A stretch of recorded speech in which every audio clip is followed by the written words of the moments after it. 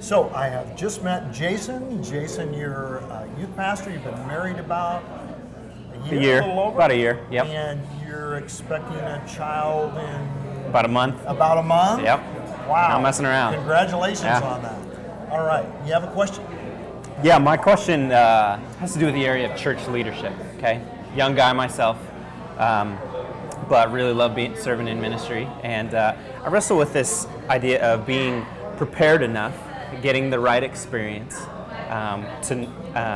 but also not just spending my whole life waiting, but being bold, following, 1 Timothy 4:12 and saying, setting an example. So what advice would you give me in the area of when do you know when to go for it and when do you know when to learn and sit under?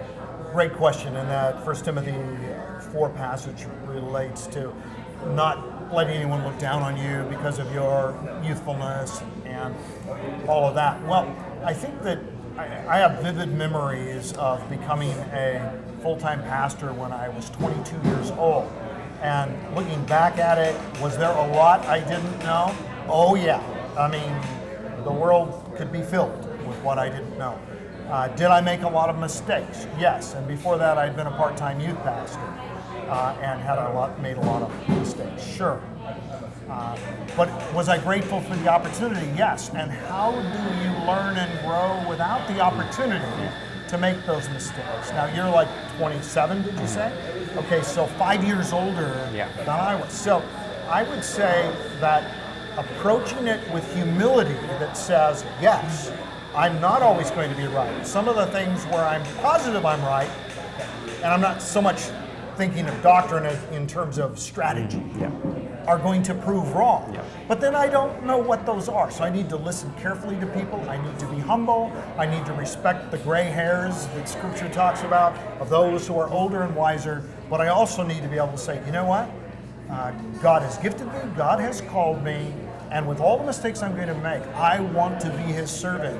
And I'd like the opportunity to serve. So sometimes that opportunity to serve means doing a lot of hands-on, behind-the-scenes type of service, not just I have to preach all the time or whatever.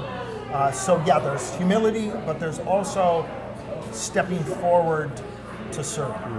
Yeah, no, that makes sense. So with that in mind of getting this experience and kind of going forward at the same time, what are some of the best experiences that you had that really developed you as a leader in your character, in your training? Because like you said, you're going to go for things, you're going to fall on your face. Right. How do you best prepare yourself for, really taking that next step? Well, I think in terms of preparation, the most important thing is your own personal walk with God. Time in His Word, time in prayer, reading great books that move you toward God, that deepen your walk with God. Good Randy Alcorn books. Wasn't thinking of those, but certainly A.W. Tozer's Knowledge of the Holy, a book that was extremely formative to me when I first read it when I was 19, 20 years old.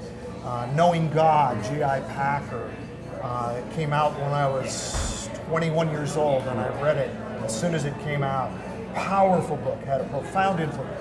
Books about God, not just about books about us, books about the church, books about youth ministry, but really about God and walking with Him. Then I would say what really helped me was simply being given the opportunity to succeed or fail. Yeah. And what that means is, how does a duck know that it has the spiritual gift of swimming? Well, it gets out in the water. I mean, you got to know. You got to be in the water before you discover whether you can swim or discover how to swim. And what happens sometimes is that in the church, we keep waiting for people to rise up to some profound, great, high level before we give them an opportunity. Years ago, when I was a pastor, I would recruit people to be over youth groups and small groups and small groups within youth groups, and maybe they weren't ready, but they became ready through having that experience. Yeah.